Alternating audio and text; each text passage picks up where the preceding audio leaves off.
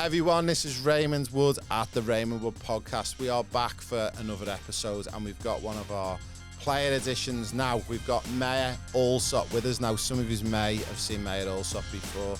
She's been with us on the programme for a little bit now. How are you, Maya? Good, how are you? Awesome. Now, we wanted to bring you in because you've had a lot going on with your programme and we wanted to talk to you everything about football, everything about the Euros, the Copa and the Premier League starting back up and what you're going to be getting up to. So for anyone who doesn't know Maya, you joined us on our professional player pathway programme about 6 months ago? Or was it longer? 12 months. Yeah. About 12 months now. And you are originally from, tell everyone where you're from originally. I'm originally from Yeppoon. And Yeppoon is in central Queensland? Now, I'm quite familiar with central Queensland because I was up there myself for probably 12 months coaching up there all the way back in 2014-15. Now, I actually met you through mum and dad and through a very good friend of mine called Gary Skinner, who's an amazing person, an amazing coach, but unfortunately he's a Chelsea fan. So we won't hold that against him. So we got told about you, Maya, by Gary Skinner. And he said, look, we've got a player up there and we think she's wasting away up in Yeppoon and we need to get better opportunities for her. Now, one of the big things that we've discovered around Australia, there's a lot of talented players in all the regional areas and you're all biting at the bit to get out and to try and get some better football. So before we talk about you coming on the pro player pathway and what you're currently working on, when you left Yeppoon, where did you move to? I moved to Logan Reserve. And I'm currently playing for Logan Lightning under 17 team. So transition, so you've gone from playing in Yeppoon, playing girls football there. You are 15 years of age now, and you're playing under 17. So that's pretty impressive. So you've gone from playing community-based football in Yeppoon, you're now playing under 17s at Logan. How's it going at Logan? It's going really well. Good. And position you're currently playing? I'm playing 6 or CDM. Very good. And how have you found the transition going from Yeppoon coming down into a busy hub like Brisbane, where I think you'll admit the quality of football is probably a lot higher for you, eh? Yeah. Did you find that as like a good challenge or was it a little bit hard for you to adjust? It's definitely a good challenge. There's a lot more training and the competition is way better here. Yeah, that's so good. And you're obviously probably training a lot more down here than what you were up there. Yep, definitely. And you're coming up probably every weekend against stronger players, stronger teams. Are you finding that's making you a better player or... It is? Yep, definitely a better player. So we got you on the pro player pathway probably about 12 months ago and we've spoke about it on some of our other podcasts with our players. Out of the different pillars that we go through, what's the one pillar that you've really enjoyed the most or you've seen the best gains from? My match analysis has helped me so much. So when we do the match analysis, just for those that aren't aware, and we'll explain it a little bit more, we get one of your games recorded. We send it off to Portugal. It gets analysed. It then comes back to us in our office. We then assign you a coach. So can you firstly tell us the coach who you worked with and who it was you were working with on your match analysis? I think I had Carla do mine. Carla. So Carla's based in the UK in Liverpool, and she actually works for Liverpool as well. So you were very lucky. So you actually had your match analysis done by a Liverpool coach. That must have been pretty amazing in itself. It was a big thing. I was so excited. So when you've done your match analysis, can you explain to everyone who's never heard or seen of this before? So how do you actually complete your match analysis with Carla? Is it face-to-face? Is it on Zoom? How is it done? So you record one of your games, you send it away, and then with the person who's done it, you go to a Zoom meeting and they tell you positives, negatives, things you got to work on, things you're doing well. And then after that, you get given 5 objectives that you need to work on over the time you're on this program. Amazing. So you must have been sitting there thinking, I've come from Yeppoon, I'm now in Brisbane, and all of a sudden you sat there face to face with like a Liverpool coach who's actually walking you through your match objectives and helping you and telling you. It must have been really good for you as well, knowing that when you're speaking with someone who's in such a high role at a big club, that what they're actually telling you is actually gospel. And to actually see that and know that what they're telling you need to work on is going to get you better must be exciting for you. Yeah, definitely. When you've done your objectives with the coach and we then input them into your portal and into the app and we go through each single objective, we obviously put a priority on them. So we put priority 1 as like got to be done now, all the way through to priority 5. What was the first objective that you got? Mine was scanning. Scanning. So was it that you were identified that you weren't good at scanning, or you weren't just scanning enough? What was it that you got from college? I wasn't doing it enough. I think I was doing it here and there in defence, but not much in attack. So have you since completed that objective? Yes, I have. So we've spoke about it on previous podcasts, but if this is the first time you've listened to this podcast, with our professional player pathway, we have the 7 pillars. One of them is your match objectives, which comes out from your match analysis. So scanning was your first objective you got to work on. So you go into a game, we have to somehow record how many times you're scanning and not scanning. So how do we know it's successful? So is it when a ball's coming into you and then you got to scan before you're receiving the ball? Yep. So that goes down as a big tick. So if a ball's coming into you and you don't scan, it goes down as a cross. Yeah. So can you remember when you done your first game and you got your first result? Can you remember what percentage you got? And don't be I embarrassed had a terrible one. It was. What was it roughly, give or take? I think it was about 30%. Okay, 30%. So when you're quite strong in the game of football and you think you're doing everything right, but then all of a sudden you see that your percentage is 30%.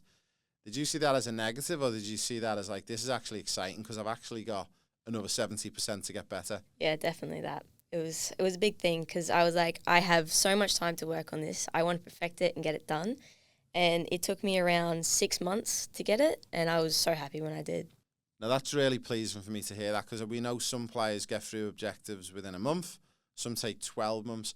Every player is individual, but the good thing is, as long as you can see yourself getting better on the system, then you know you are working towards that big goal. So it must have been exciting for you that when you got to the end of that 6-month period to know that you've scanning's done. Does that mean that you can forget about scanning now, or are you still thinking and focused on it as well? Definitely still thinking about it. Not as much, though, because it just comes when I'm playing my game now. I don't have to think about it, which is really good. So it's sort of going into muscle memory. Yeah. So for anyone who is listening, where this come from, my background, I've worked in football for over 25 years. I'm one of the highest qualified coaches on the planet. I'm also a UEFA agent. And one of the things that I was very fortunate to work on was a project in the Premier League called the EPPP, where we had all the reforms, and we actually discovered by getting players to focus on one area and work on that one area for 6 or 12 months is actually better than trying to work on 10 areas at once. Now, that seems like common sense, but it's amazing. Even in places like England and Spain and France, over the past 20, 30 years, it wasn't happening. And we discovered all these secrets, and hence why now England, France, Spain are all blessed with some of these most amazing players, because they're getting coached this stuff at youth level in England in the academies. The beauty of this program is, and why we brought it about, was to give every boy and girl on the planet a chance to be able to not only train like a Premier League star, but also turn yourself into one. So what objective are you up to now, Maya? Short passing and distribution. Is this your second one? Yeah. Yeah. And how are you getting on with it? Where are you at with your short passing? I'm going pretty well. At first, I had some difficulty with like the distance and stuff like that. So I've actually started it again because to get it right. Mistake. Yeah. And that's good. And again, if it takes you 6 months or 12 months, again, it doesn't matter how long it takes, as long as you nail it. You know, you could be in another 6 months, 2 objectives down, with only 3 objectives to go, and that's a good place to be at. Yeah. So we will talk a little bit about some of the other areas now. You haven't done your intolerance test yet, and we're getting that done for you as we speak.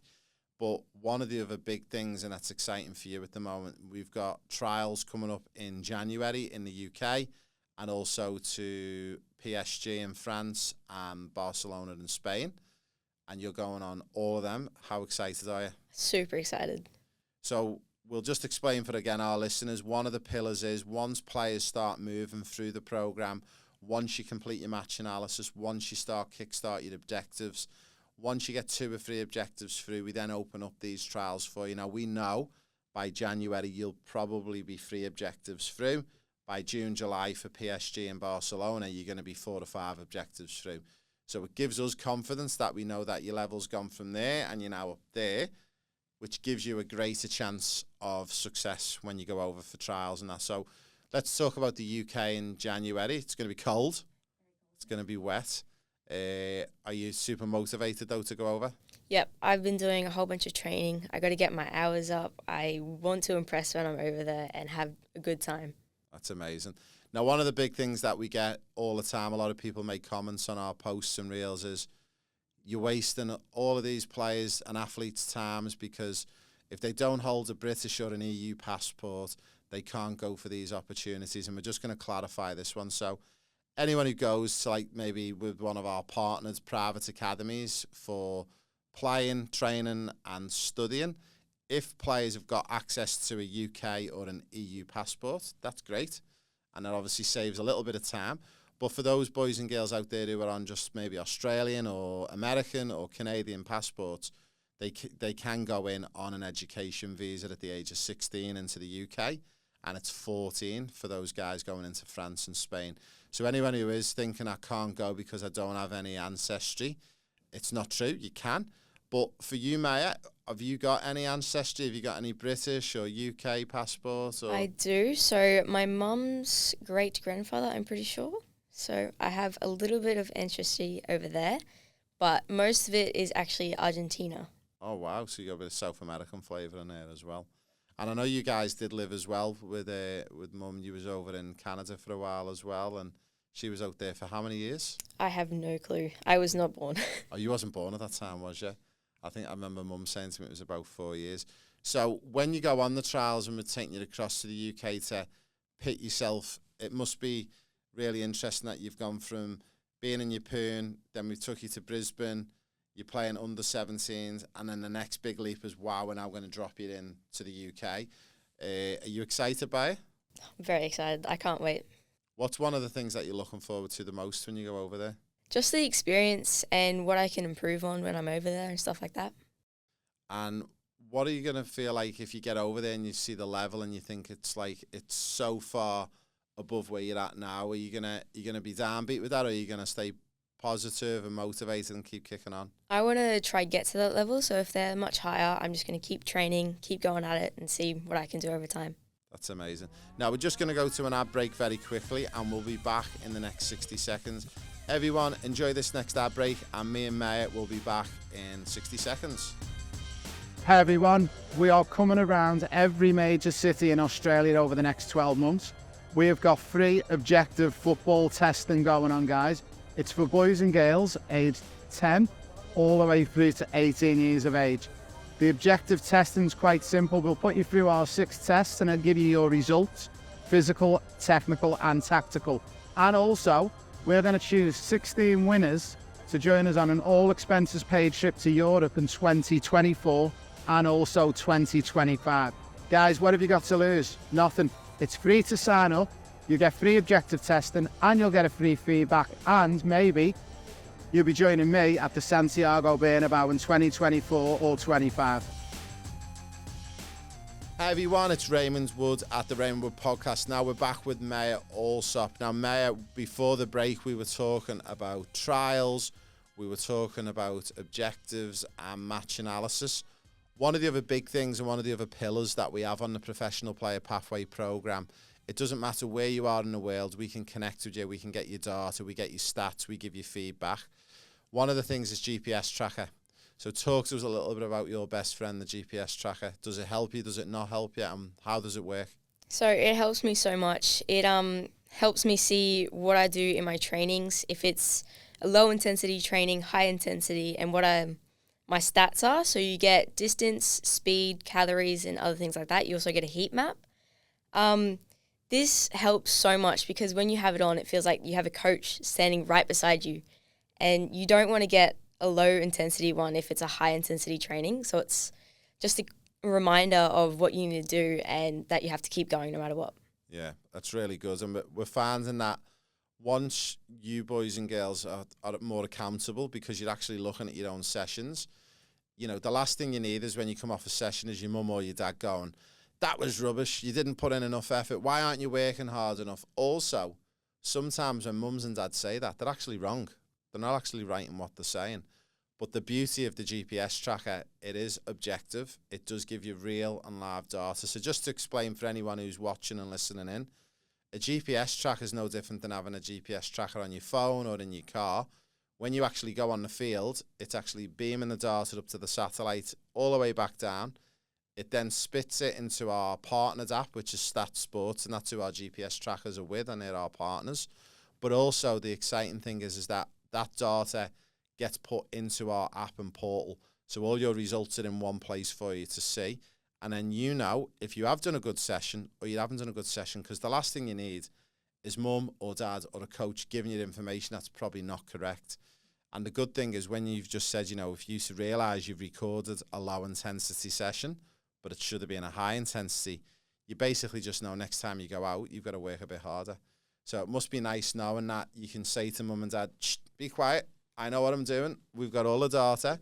Now, this is one of the things that our mums and dads and parents of the kids on the programme, they love as well, is that they don't have to worry about what you're doing and what you're not doing, because it does flag it up in the system, and we'll speak about it a little bit, and I don't think you've had one yet, but in the event you're not recording a minimum of 5 sessions or more on the GPS a week, you get flagged up with a yellow card. If you get 2 yellow cards, you get a red card. Now, you haven't had any yellow cards yet, so you're all going really good at the moment. But it's a good thing as well, because one of the big things that we get as mums and dads out there, like, we're so busy with work, we're so busy with life, we don't think we can add this program in because it's just going to make us too busy and we've got too much to do. What do you say to that? It's more of a self-efficient thing, so you don't need to worry about doing your work and then the program, because it's so easy to do. You got to do little things, just like putting a tracker in, which only takes around 2 minutes to set it up and everything, so it's easy. So that's one of the things that we realised we weren't communicating properly to parents. They think with the professional player pathway, it's coming down to a local field, it's doing an extra 4 sessions a week. It's not that at all, is it? It's actually overseeing what you're currently doing, checking the hours that you're doing, checking the data that we're getting off the tracker, but it's also making sure that when you're going on the pitch on a game day, you're listening to your coach, but also you're actually working on an individual objective, which is going to get you better and help you develop in your game. And also, unfortunately, a lot of coaches that you have experience with in Australia, a lot of them are qualified and are good, but they haven't really developed superstars in the world. They haven't developed WSL stars. They haven't developed Premier League stars, so they don't know what it is you need to develop fully as one of them. Now, with the 7 pillars of the programme, this is how we guarantee players not only are going to be successful, but guarantee your trials, but also guarantee your success when you go over there. So you must be super excited that when you go across in Jan and in June, July, that you're going to have an opportunity to go to an academy in the UK or France or Spain, and you've got basically 3 options in front of you. Going back 12 months ago, do you even think that would have been possible? Definitely not. No. And for you, with the pro player pathway, for any mums and dads out there thinking, this is just something that we don't need, it's too much, we're okay because we're currently in the state programme, we're currently in the represent, what would you say to people like that? Do you think they need it? I say everyone needs this if they want to go further and be professional and play overseas, because without it, there's not enough opportunity, especially in rural areas like Yeppoon and other places like that. Yeah. So this works for anyone, whether they're regional, whether they live in the big cities, doesn't matter where you are in the world, anyone can jump on this programme. If anyone is interested, you can go to proplayerpathway.com and it's all in the show notes below. Now, before we finish with Maya, we're just going to ask what you've got on over the next couple of weekends, next couple of weeks, and what's going on with your football. So have you got any football this weekend, any matches? So I'm playing in the Gold Coast. Very good. And Sunday. Who are you playing against? Gold Coast. Gold Coast United, is it? Yep. Very good, because I know there's quite a few teams down at the Gold Coast. And then training-wise, we'll just touch on very quickly. So you're doing 3-4 sessions a week with Logan at the moment? How many are you doing a week? I'm doing 3 sessions a week with Logan. 3 sessions a week. And you're roughly doing about 15, 16 hours a week. And we'll just explain the premise quickly before we go, because we didn't cover it before. But for players on our programme, one of the things that we identify as well is not only making sure that you're doing enough hours, but making sure that you're not doing too little as well. So one of the areas that we work on is our plus 130, which is what we developed in the Premier League many years ago. So if you're 15 years of age, you should be doing 16 hours a week of training. However, 70% of that's specific to your sport, which is football for you, or soccer as we call it in Australia. And then 30% is non-specific, which is things like recovery. Talk to me very quickly. What's some of the non-specific stuff that you do day to day? Is it anything that you're doing in school? What is it you're doing? So I take my dog for a walk. I do a little bit of swimming, taking after my mum with that. But just little things, like at school I play a little bit of tennis for HP and stuff like that, which brings it up about the 30% that I need to be doing. That's good. And how are you finding that? Obviously, if you think back to when you were in your Pune, how many hours a week do you think you were doing there, roughly, give or take? I reckon I was only doing about 2-3 hours a week.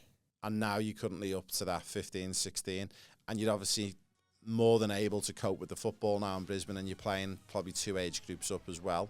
So it must be exciting to see that way you can take this in the future. Yeah, I love seeing the way I've improved in not just my training, but in myself as well, like health and other stuff like that. That's amazing. Now, we are going to get you back on, and we'll probably get you back on after your trials in the UK and France and Spain. So we'll bring you back on maybe August, September next year. We're excited to see where you're going, and also you're going to be a year older this time next year, so you'll be 16. So hopefully we'll have some exciting news to share with everyone. So will you join us again in a year's time? Definitely. Thanks, mate. A big thank you from me and everyone at the Raymond Wood podcast, and we look forward to seeing you on our next episode.